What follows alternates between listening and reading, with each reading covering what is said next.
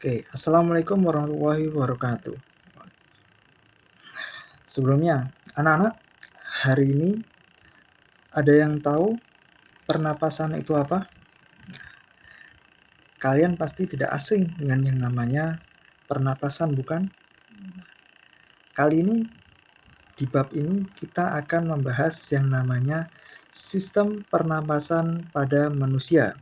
Seperti yang biasa kita lakukan, yaitu bernapas.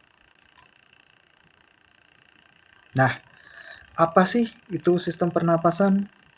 Pernapasan atau yang bisa kita sebut sebagai respirasi itu dapat diidentifikasikan atau diartikan sebagai sebuah proses di mana kita itu mengambil yang namanya oksigen dan mengeluarkan karbon dioksida dari dalam tubuh. Nah, setiap organisme itu pasti bernapas. Karena apa? Karena pernapasan atau bernapas atau respirasi merupakan salah satu dari ciri dari makhluk hidup. Setiap makhluk hidup pasti bernapas. Oke, lanjut. Pernapasan. Pernapasan itu bisa diawali dari hidung. Kemudian ada yang namanya faring. Kemudian setelah faring ada yang namanya laring. Setelah laring ada yang namanya trakea. Nah, dari trakea ini nanti akan bercabang menjadi dua, yaitu menuju ke paru-paru kanan dan menuju ke paru-paru kiri. Nah, percabangan ini yang disebut dengan bronkus. Nah, masuk ke dalam paru-paru, kita akan bercabang lagi, yaitu dari bronkus menjadi bronkiolus, atau percabangan menjadi semakin banyak. Kemudian akhir dari sistem pernapasan adalah alveolus atau tempat bertukarnya oksigen dan karbon dioksida. Nah, kita mulai dari yang namanya hidung. Nah, hidung ini merupakan organ pertama di mana udara itu masuk ke dalam sistem pernapasan kita. Nah, hidung ini terdapat beberapa bagian yang menyusunnya. Yang pertama, ada yang namanya selaput lendir atau kita mengenalnya sebagai umbel. Selaput lendir ini mempunyai fungsi sebagai penyaring atau tempat saringan. Kalau ada udara yang masuk ke dalam hidung kita, maka selaput lendir inilah yang bertugas sebagai menyaring udara yang masuk.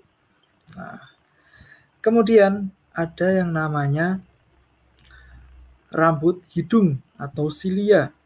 Nah, rambut hidung ini juga mempunyai fungsi yang sama seperti selaput lendir, yaitu sebagai penyaring dari udara yang masuk ke dalam hidung atau sistem pernapasan kita.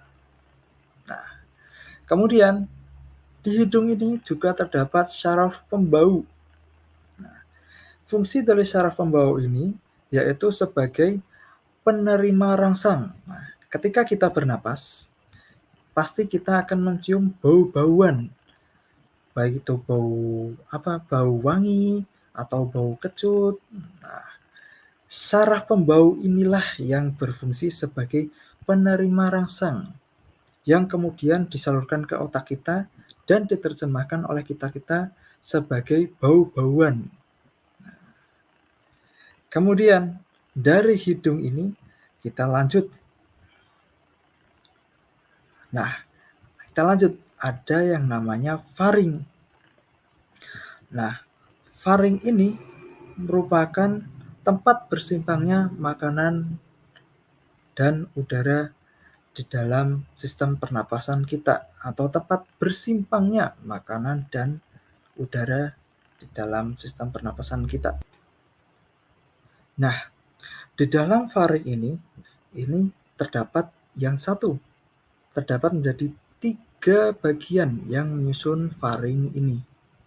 Yang pertama, kita mengenal yang namanya nasofaring, yaitu tempat atau bagian dari faring yang letaknya ada di bagian belakang dari hidung, persis di bagian belakang dari hidung. Nah, ketika nasofaring ini, kalian bisa melihatnya ketika kalian mangap atau membuka mulut kalian. Kemudian, ada yang namanya orofaring. Nah, orofaring ini terletak tepat di belakang dari mulut kalian. Nah, ini juga bisa kalian lihat ketika kalian membuka mulut kalian. Nah, ketika membuka mulut kalian, kalian akan melihat yang namanya orofaring ini, atau kita bisa menyebutnya sebagai langit-langit pada mulut kita. Nah, kemudian ada yang namanya laryngofaring, atau di sini ditulis sebagai hipofaring, yaitu tempat bertukarnya atau tempat bertemunya antara udara dari hidung dengan makanan dari mulut. Nah, disinilah tempat bertemunya antara udara dan makanan pada faring. Kemudian, setelah faring, kita akan menemui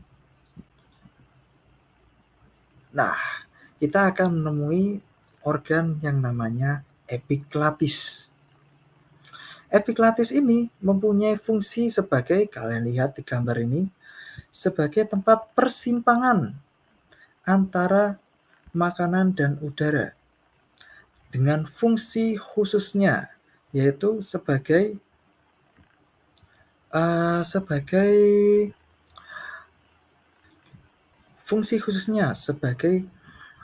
pemisah atau mencegat masuknya makanan ke dalam paru-paru. Fungsinya ini itu sangat penting karena dengan dicegatnya makanan untuk masuk dalam paru-paru, maka organ selanjutnya yaitu laring itu akan menjadi semakin aman karena ada batas atau pagar yang memagari makanan agar tidak masuk ke dalam laring. Nah, kemudian kita mengenal yang namanya laring.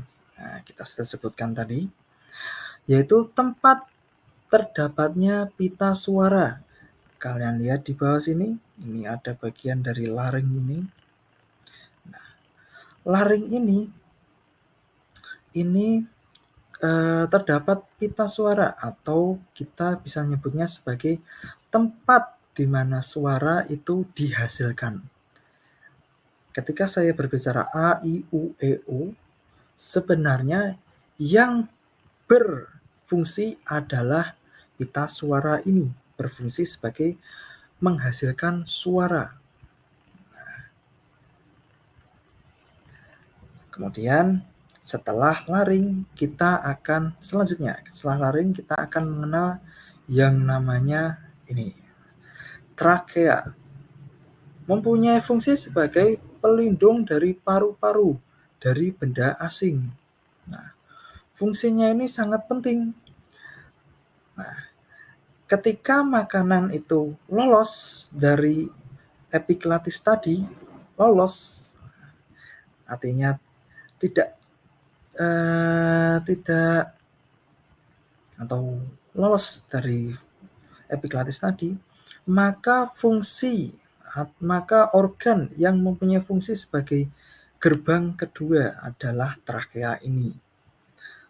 Caranya gimana?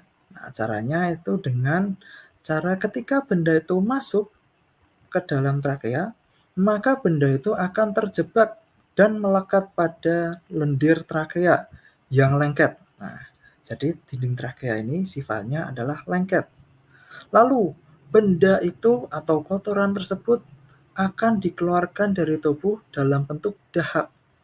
Nah, ini terjadi ketika kita cekukan. Nah, cekukan, nah, itu kotoran itu atau benda asing tersebut itu dipaksa untuk keluar dari trachea. Dalam bentuk apa? Dalam bentuk mukus atau cairan dari trachea. Kemudian dari trachea ini, bentar. Dari trachea ini nanti akan menuju ke saluran percabangan. Nah, saluran percabangan menjadi dua, yang biasa kita sebut sebagai bronkus. Nah, bronkus ini di antara trachea dan paru-paru percabangan menjadi dua. Kemudian setelah bronkus akan masuk ke dalam paru-paru kita. Nah, yaitu apa? Paru-paru kanan dan paru-paru kiri. Bronkus kemudian akan bercabang lagi menjadi bronkiolus di dalam paru-paru. Bercabang menjadi bronkiolus ini itu bercabangnya menjadi banyak. Banyak karena tidak bisa dihitung saking banyaknya. Nah, kemudian perjalanan akhir dari sistem pernapasan kita itu ada pada alveolus atau ujung dari bronkus.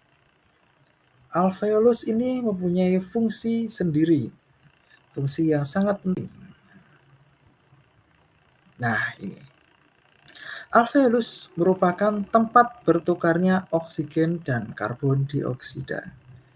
Nah, bisa kalian lihat pada gambar ini, gambar alveolus. Alveolus mempunyai bentuk seperti mirip bola-bola, mirip seperti bola-bola anggur yang grempel gitu. Nah, yang kemudian dibungkus oleh pembuluh darah. Pembuluh darah. Nah, nanti oksigennya ini akan bertukar di dalam alveolus ini. Bertukar dengan apa?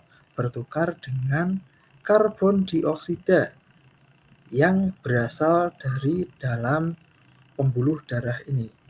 Dengan kata lain, oksigen itu masuk ke pembuluh darah, sedangkan karbon dioksida keluar dari pembuluh darah menuju ke alveolus yang kemudian dikeluarkan dari dalam tubuh kita.